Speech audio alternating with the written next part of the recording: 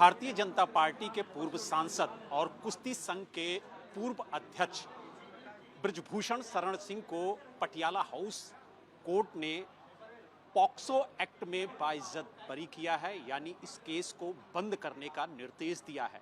इसके बाद हमारे साथ खुद बृजभूषण शरण सिंह जी मौजूद हैं। क्या कहेंगे, जिस तरीके से कोर्ट ने आपको इस गंभीर आरोप से बरी किया है, उसके बाद क्या कहेंगे? देखिए, न्यायपालिका पर मुझे पहले से भरोसा था और अपने आप पर भी भरोसा था। इसीलिए पहले दिन मैंने एक चुनौती दी थी कि अगर ये अपराध मेरे ऊपर साबित हो जाएगा तो स्वतः फांसी पर लटक जाऊंगा। हनुमान जी की कृपा से आज मेरी कही हुई हर बात सत्य हुई और मैंने कल कहा था कि सत्य परेशान हो सकता है, पराजित नहीं हो सकता है।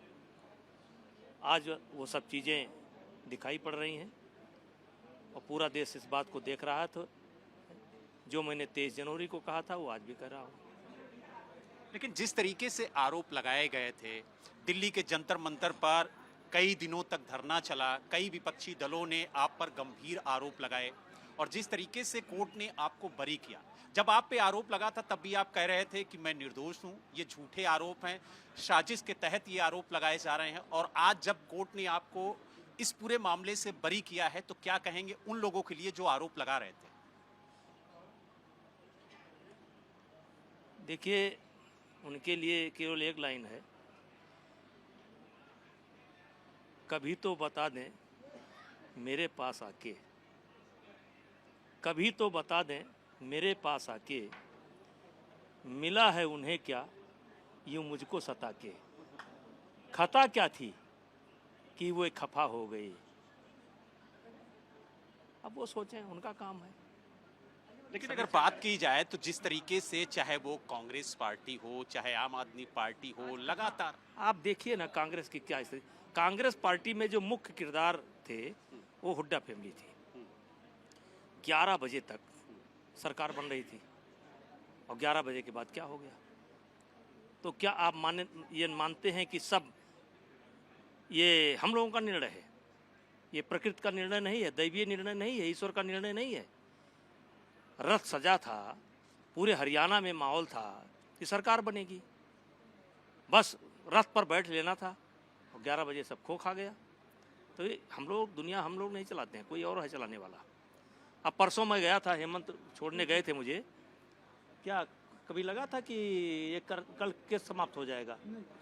हमको भी नहीं मालूम था और गए, हो गया चमत्कार। तो ये चमत्कार हम थोड़ा ही करते हैं, ईश्वर करता है। हम तो तैयार होकर के इस बात के लिए गए ही नहीं थे। सामान्यतः तारीख थी, तारीख के लिए गए थे, किसी को नहीं पता था। तो ईश्वर पर भरोसा करना चाहिए। इस केस से बरी होते ही सबसे पहले आप अयोध्या आए और हनुमानगढ़ी में हनुमान लला के आपने दर्शन किए और इस वक्त हनुमानगढ़ी में ही मौजूद हैं। क्या कहेंगे? और ये भी कहा जाता है कि आप हनुमान जी के सच्चे भक्त हैं। नहीं, हनुमानगढ़ी पेटेंट है हम लोगों की बचपन से पेटेंट है ये। हम आम दर्शनार्थी नहीं है, हम यहाँ के शिष्य हैं। तो क्या आपको लगता है कि कहीं ना कहीं ये साजिश के तहत आपको फंसाने की कोशिश की गई थी? चलिए फिर कभी वो कहा। तो आपने देखा, हमारे साथ बृजभूषण शरण सिंह जी थे जिन्होंने साफ तौर से कहा कि जिस तरीके से आरोप लगे थे, उन आरोपों से कोर्ट ने उन्हें बाइज्जत बरी किया है और जिस तरीके से पॉक्सो एक्ट के तहत उन्हें राहत मिली है, उसको लेकर के वो अपनी बड़ी जीत बता रहे हैं। उनका कहना है जिन लोगों ने आरोप लगाया था वो आज कहां है, ये देख लीजिए। तो कहीं ना कहीं इस राहत को एक बड़ी जीत के तौर पर बृजभूषण शरण सिंह देख रहे हैं और कहीं ना कहीं आज अयोध्या से लेकर उनके गांव तक उनका भव्य स्वागत किया जा रहा है। अयोध्या से वीडियो जर्नलिस्ट हरिओम के साथ बलराम पांडे, एबीपी न्यूज।